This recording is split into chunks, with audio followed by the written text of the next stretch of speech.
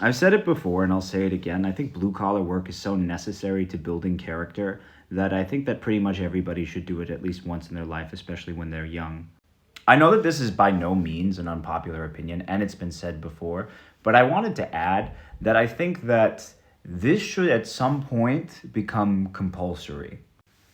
Like, if the United States were to become devastated by some sort of economic downturn and would have to go through some process of reconstituting itself and doing something like the New Deal after the Great Depression or Reconstruction after the Civil War, something that attempts to rebuild the country and invest a lot of time and planning and resources into reshaping the country into a certain way, then I think that we should at least consider like some sort of socializing of young people into the blue collar workforce.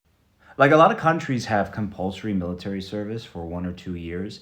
I don't see why there couldn't be some sort of compulsory trade service. You have in the past something like the Civilian Conservation Corps, which was not compulsory, but it was state funded and gave a lot of young people who were jobless a lot of new skills and used them as a labor force to rebuild roads and bridges and other infrastructure.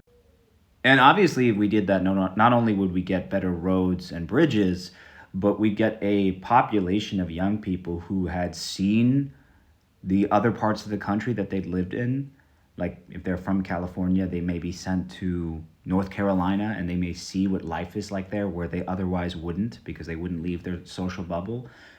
And it would give them some very necessary trade skills that could translate into some real world value.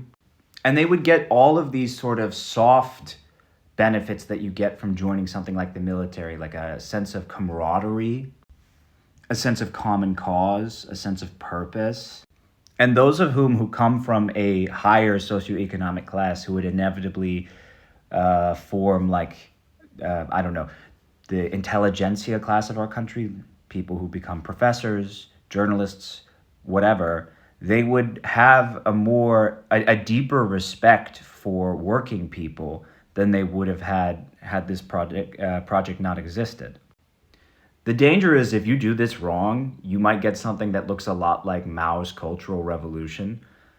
But if you do it right, I think you could have something that benefits the country as a whole in a really substantial way.